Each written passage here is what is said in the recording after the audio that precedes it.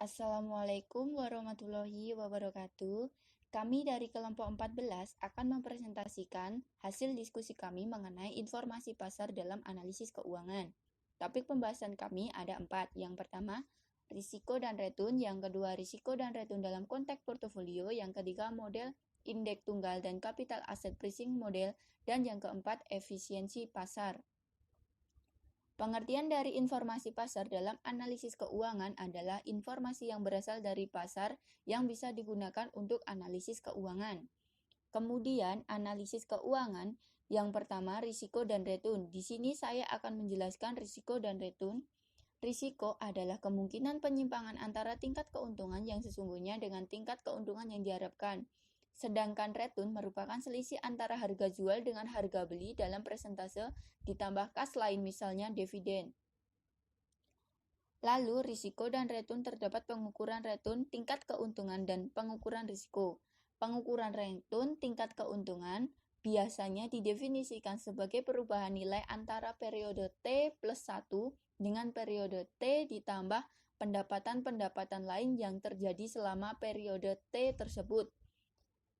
Dengan data tersebut, return saham bisa dihitung sebagai berikut.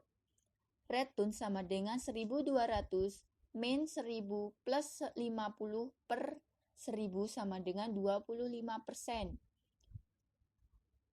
Yang kedua, pengukuran risiko. Konsep penyimpangan dari hasil yang diharapkan menjadi dasar pengukuran risiko. Teknik standar deviasi bisa dipakai untuk melihat sejauh mana penyimpangan dari suatu hasil yang diharapkan. Dengan demikian, teknik standar deviasi bisa dipakai untuk melihat risiko suatu investasi. Return yang diharapkan dihitung sebagai berikut dengan menggunakan return A, return B, return C, dan return D. Risiko yang diukur dengan standar deviasi dihitung dengan formula sebagai berikut. Varian sama dengan sigma RI min ER kuadrat kali PI, di mana RI return yang terjadi, ER return yang diharapkan atau return rata-rata, PI probabilitas kejadian. Untuk varian investasi B, itu kita akan menghitung menggunakan varian, sedangkan standar deviasi return investasi B dihitung sebagai akar dari varian return saham B. Standar deviasi sama dengan varian dikali 1/2. Dengan menggunakan data historis, return bisa dihitung sebagai berikut. Yang pertama, return rata-rata historis sama dengan sigma return per N. Yang kedua, varian sama dengan sigma return min E return kuadrat per N min 1. Yang ketiga, standar deviasi sama dengan varian kuadrat kali 1/2. Selanjutnya akan dijelaskan oleh Saudari Puspa. Saya akan melanjutkan presentasi dari Okta. Kali ini akan membahas tentang risk and return dalam konteks portofolio. Return portofolio merupakan rata-rata tertimbang dari return individual. Perhitungan return relatif mudah dibanding dengan perhitungan risiko. Rumus untuk menghitung return yaitu RP sama dengan W1R1 ditambah W2R2 ditambah W3R3 begitu seterusnya sampai WNRN. Nah, di sini keterangannya RP sama dengan return portofolio, W1, W2 ataupun WN itu adalah bobot untuk masing-masing investasi. R1, R2 dan Rn itu merupakan return untuk tiap-tiap alternatif investasi. Nah, di sini dimisalkan pada tabel 15.2 alternatif investasi B dan C dengan bobot masing-masing 50%. Kita akan menghitung return portofolionya. Kita fokus pada portofolio. Di sini untuk resesi parah, portofolio terdapat angka 4,50. 4,50 itu berasal dari resesi parah untuk investasi B sebesar 12 ditambah min 3 dibagi dengan 2 karena di sini 2 investasi sama dengan 4,50. Next, varians return portofolio dengan dua saham bisa dituliskan sebagai berikut, yaitu varians portofolio sama dengan W1 kuadrat varian 1 kuadrat plus W2 kuadrat varian 2 kuadrat plus 2 kali W1 kali W2 varian kali 2. Nah, di sini contohnya sama seperti yang tadi ya. Untuk return investasi B dan C, kita simak di kovarian. Kovarian itu rumusnya sama. Kita masukkan. Selanjutnya untuk return yang diharapkan itu adalah jumlah dari kovarian B dan C resesi parah sampai dengan sangat baik. Varians portofolio yang tadi kita masukkan rumusnya yang atas tadi 0,5 kuadrat dikali 0,71 ditambah 0,5 kuadrat kali 19,31 ditambah 2 kali 0,5 kali 0,5 dikali min 3,66. Itu dari return yang diharapkan tadi. Selanjutnya standar deviasi itu ada 3,175 dipangkatkan setengah karena tadi nilainya hanya 50%. Selanjutnya apabila menggunakan data historis, kovarian dihitung dengan cara sebagai berikut. Cov RI RJ sama dengan sigma RI min E kali RI tutup kurung RJ min E kali RJ tutup kurung dibagi N min 1. Nah, di sini kita masukkan rumusnya. Berhubung ini yang digunakan itu return A dan return B, maka di sini diganti RA dan RB. Kita masukkan rumusnya sebagai berikut. Lanjut, kovarian return A dan B itu sama dengan sigma RA min E kali RA dikali RB min E kali RB dibagi N min 1 sama dengan 2441,4 dibagi dengan 10 karena tadi jumlahnya 11, N min 1 jadi dibaginya dengan 10. Selanjutnya hasilnya adalah 244,14. Varian portofolio dengan saham A dan B dengan proporsi masing-masing 50%. Itu yang tadi 0,05 di kuadrat kali 74,93 ditambah 0,5 kuadrat kali 2368 plus 2 kali 0,5 kali 0,5 kali 244,1 sama dengan 1831,4. Standar deviasinya itu 42,79. Apabila diketahui korelasi antara dua return kovarian PIJ, maka dihitung dengan rumus Cov RI/RJ sama dengan varian I kali varian J kali PIJ. Selanjutnya, model indeks tunggal dan capital asset pricing model. Model indeks tunggal didasarkan pada pengamatan bahwa harga dari suatu sekuritas berfluktuasi searah dengan indeks harga pasar. Secara khusus dapat diamati bahwa kebanyakan saham cenderung mengalami kenaikan harga jika indeks harga saham naik. Begitupun sebaliknya.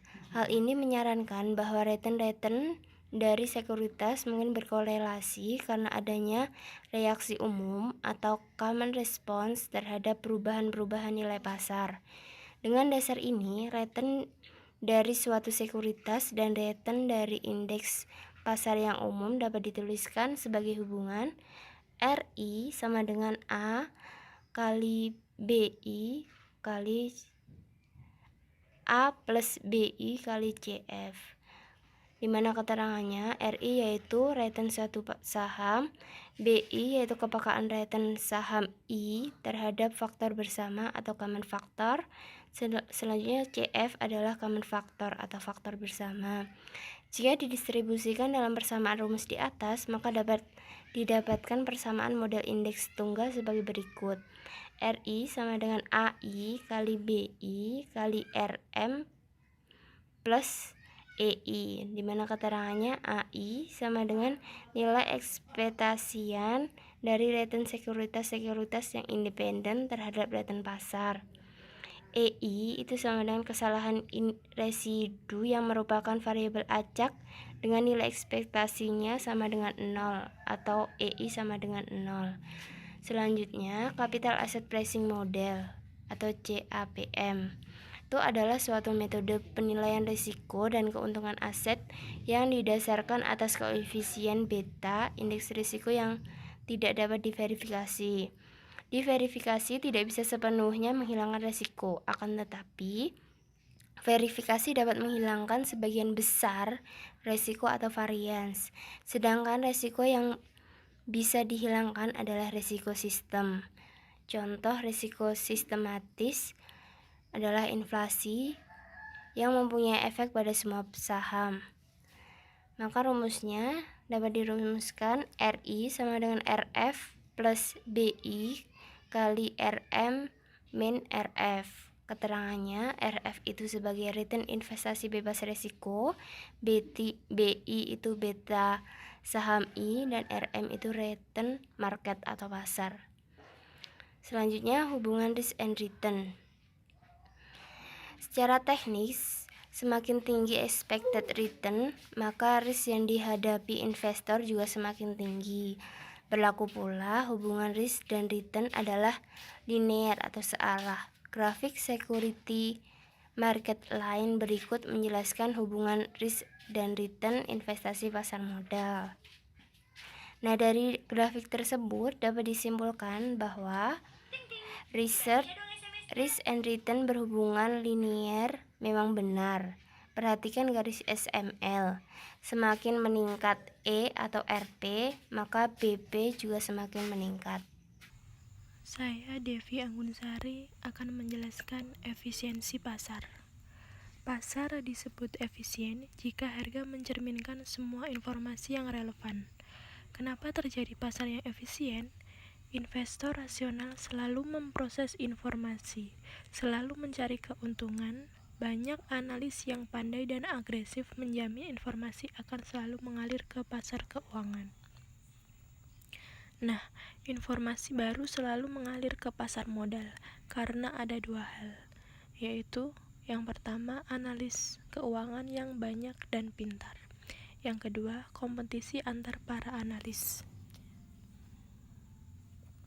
Analis yang banyak dan pintar selalu berusaha mencari informasi yang relevan di pasar modal, yang pada dasarnya selalu berusaha mencari jalan untuk memperoleh keuntungan di pasar modal. Sedangkan kompetisi antar para analis menjamin kualitas analisis keuangan. Kedua hal tersebut membuat informasi selalu mengalir ke pasar modal. Ada dua tipe analis, yaitu ada analis teknikal dan analis fundamental. Analisis teknikal sendiri yaitu berusaha mencari pola pergerakan harga saham masa lalu. Apabila mereka berhasil menemukan pola tertentu dalam pergerakan harga saham, mereka kemudian menggunakan informasi tersebut untuk keputusan investasi mereka. Yang kedua yaitu analisis fundamental. Analisis fundamental berusaha mencari informasi yang relevan untuk menentukan saham mana yang undervalued dan mana yang overvalued.